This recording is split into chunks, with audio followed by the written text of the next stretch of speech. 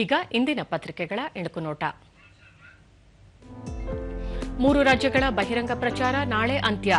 April 9ಕ್ಕೆ ಚುನಾವಣೆ.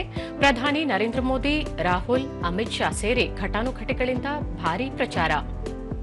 ಉಪಸಮರ ಗೆಲ್ಲಲು HDK, ಬಿವೈವಿ ಜಂಟಿ ತಂತ್ರ. ದಾವಣಗೆರೆಯಲ್ಲಿ ಉಭಯ ನಾಯಕರ ಮಾತುಕತೆ. 2 ಕ್ಷೇತ್ರಗಳಲ್ಲೂ ನಮ್ಮದೇ ಜಯ, ವಿಜೇಂದ್ರ ವಿಶ್ವಾಸ. ಅಮೆರಿಕಕ್ಕೆ ಭಾರೀ ಹಿನ್ನಡೆ. ಸಿ-130 ವಿಮಾನ ಹೊಡೆದ ಇರಾನ್, ಸಂಘರ್ಷದ ತೀವ್ರತೆ ಹೆಚ್ಚಳ.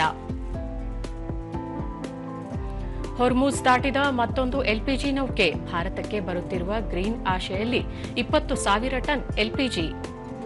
ಐಪಿಎಲ್ ಟಿ20 ಕ್ರಿಕೆಟ್. ಆರ್ಸಿಬಿ ಆರ್ಭಟಕ್ಕೆ ಶರಣಾದ ಸಿಎಸ್ಕೆ. ಚಿನ್ನಸ್ವಾಮಿಯಲ್ಲಿ ಡೇವಿಡ್ ಪಾಟೀದಾರ್ ಸಿಕ್ಸರ್. ಬೆಂಗಳೂರಿಗೆ ಸತತ 2ನೇ ಜಯ. ಇವು ಇಂದಿನ ಪತ್ರಿಕೆಗಳ ಪ್ರಮುಖ ಸುದ್ದಿ. ಉಳಿದಂತೆ ಹೃದ್ರೋಗಿಗಳಿಗೆ ರಿಲೀಫ್. ರಾಜ್ಯಾದ್ಯಂತ ಜಯದೇವ ಆಸ್ಪತ್ರೆಗಳಲ್ಲಿ 600 ಹೊಸ ಹಾಸಿಗೆ. ಹುಬ್ಬಳ್ಳಿಯಲ್ಲಿ ಇದೇ ವರ್ಷ ಹೊಸ ಆಸ್ಪತ್ರೆ ಉದ್ಘಾಟನೆ. ಮಳೆ ಕೊಯ್ಲಿಗೆ ಅಸಡ್ಡೆ. 46 ಕೋಟಿ ರೂಪಾಯಿ ದಂಡ. ಅಂತರ್ಜಲ ಕುಸಿಯುತ್ತಿರುವ ಹಿನ್ನೆಲೆಯಲ್ಲಿ ಕಡ್ಡಾಯ ಜಾರಿಗೆ ಕ್ರಮ. ನಗರದಲ್ಲಿ ಒಂದೇ ದಿನ 13,000 ಎಲೆಕ್ಟ್ರಿಕ್ ವಾಹನಗಳ ನೋಂದಣಿ. ಹಳದಿ ಮಾರ್ಗಕ್ಕೆ ಶೀಘ್ರ 2 ರೈಲು ಆಗಮನ. 10 ರೈಲುಗಳೊಂದಿಗೆ ಮೆಟ್ರೋ ಕಾರ್ಯಾಚರಣೆ. 5 ನಿಮಿಷಕ್ಕೊಂದು ರೈಲು ಸಂಚಾರ. ಗ್ರೆನೆಡಾ ಶೂಟಿಂಗ್ ವಿಶ್ವಕಪ್ ಇಂದಿನಿಂದ. ಭಾರತಕ್ಕೆ ಉತ್ತಮ ಸಾಧನೆಯ ವಿಶ್ವಾಸ.